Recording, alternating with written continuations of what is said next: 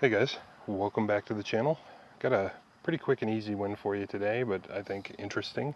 I've owned the Escort here, sitting in Sippy Cup for about 3 years. I've been daily driving it for a year, and when I bought it, the windshield was filthy. It's kind of nice that we have the sun more or less in our eyes because you can see just how bad it is. It's just completely gross. And yeah, it looks like the previous owner had a GPS or something suction cupped up there, and it's just gross. This is becoming an actual problem for me because it's dark in the morning when I go to work now. So I'm going to show you not the right way, not the wrong way, but a way, the way I use to clean auto glass.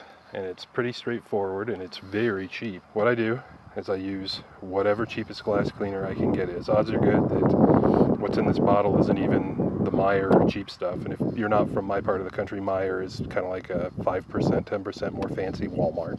Usually this is like dollar store, whatever. As long as it has ammonia in it, I'll use it. There's a caveat to that. If you have film tinted windows, like Johansson over there has film tinted windows, and you can probably see they're purple because it's old 90s tint. But one of the things that causes old tint to turn purple is ammonia. More modern tint, I'm sure, well, I'm not sure. Manufacturers may have gotten past that by now, but that was one of the things I was told way back in the day is never clean film tinted windows with ammonia glass cleaner. And way back in the day, that also meant that you had to buy, I think, Glass Plus was the only one that was ammonia free, but now I know you can get like ammonia free Windex and all that. And what I'm going to show you is a two-step process. So this is step one, and I've used all the kind of fancy foaming glass cleaners and all that crap, the stuff that's like $15 a can, and none of that stuff really seems to work any better than what I'm going to show you, and it's all a lot more expensive. So step one, just regular old cheap ass with ammonia glass cleaner, and just have at it. I'm just using a regular paper towel here, or actually these are like a box of towels, shop towels, but it doesn't matter, just whatever you got. So that was phase one. There's our towel. You can see there's bunch of yuckies all over it and stuff like that, nothing too exciting or out of the ordinary. One thing that's interesting is there's some mung on the rear view mirror that completely didn't come off, so that'll be an interesting challenge for the second step. And usually the camera shows you guys stuff better than I think it does, so you'll probably see all the streaks and stuff in the glass right now, and that's okay.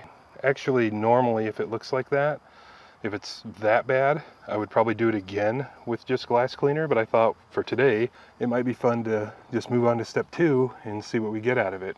And also the car itself is completely filthy, so the outside of the glass is really dirty. A lot of people will tell you to clean, the outside of your windshield in one direction, and then do the other side the other direction, so if you have streaks, you know which side of the glass they're on. The method I'm going to use isn't going to leave any streaks. We're not even going to worry about that. And what we're going to do, step two, good old 91% isopropyl alcohol. This came from Walmart. This stuff's about $1 a jug. You can probably get it a lot of places, but get the highest proof you can. So that's what we're going to be using. And I'm going to glove up to do that, because the other common thing that happens is you'll be cleaning your windshield and the oils from your hands will actually add streaks too. So I'm going to put gloves on to do the next step. But that's all there really should be to it, is just take a cloth, hose it down with alcohol, and just keep rubbing away. My greed by going in early with the alcohol really didn't pay off. It's just Streak City up there. So yeah, that needed another round with Windex before we move on to alcohol. The Windex you just use to take off the heavy stuff, and then the idea of the alcohol is it takes off the streaks. And usually it works pretty well and pretty quickly, but this windshield's particularly gross. Like the mirror, the mung on the center of it.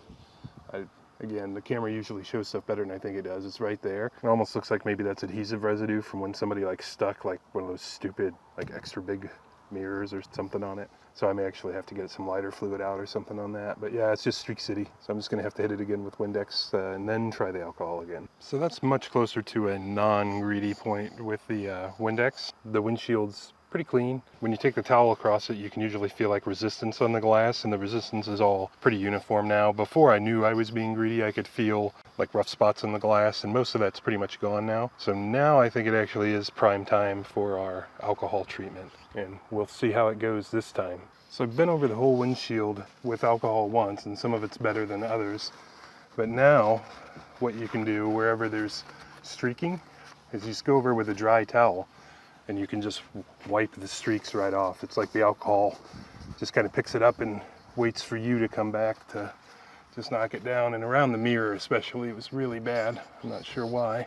Probably because it hasn't been cleaned in 17 years. In fact, this whole windshield is a lot worse than I thought it was. I expected this to be a little more like normal and like, hey guys, look how nice this works. And then it looks like it doesn't work with a crap because this windshield's super gross, but your windshield might be super gross too. So I'm not sure what you're gonna be able to see, but this is working awesome now. Just going back with the dry rag and wiping everything off. So believe me at your peril, I guess, because the entire car is filthy. The outside of the windshield's really dirty too, but that's actually a pretty decent job. The proof is in the pudding. We'll have to wait until nighttime to really see. It's not at all unusual for me to have to go back maybe a little the next day and hit a spot here or two that I missed. But more than anything, I just haven't ever used anything that works as good as the cheapest way possible by man. So I'm not saying this is the best method or the only method or the one you should use, but it works well for me. And if you have other suggestions that you think would work better, especially for glass this gross, I'm all ears.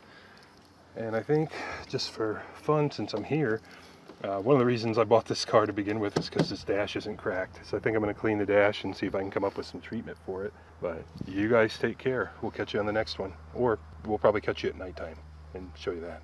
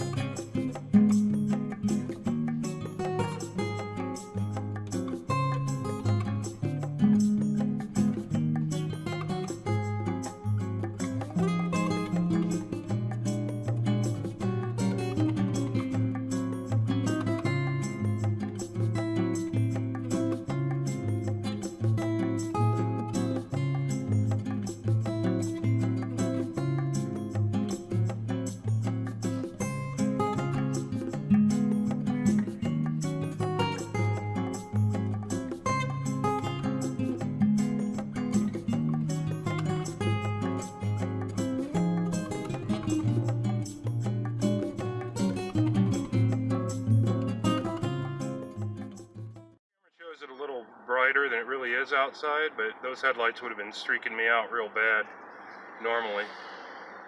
And yeah, everything's looking pretty good. There's some sand marks and stuff in the windshield just because, you know, it's a 25-year-old car, but not bad. We're gonna have a quick addendum here and talk about exterior windshield cleaning a little bit too.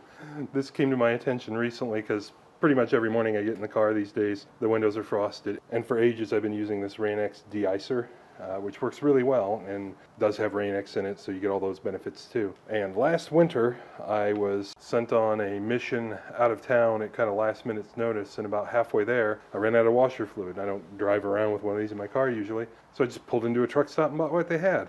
And it turns out that what they had was green. Still worked okay, but it was green. Didn't think anything of it, put it in the car. And then it occurred to me this winter, or you know, this fall I guess, that every time I use that crap, if there isn't like a boatload of snow on the ground to dilute it, it makes it look exactly like my heater core is leaking. That's not a good thing. If your coolant is pink, find something else.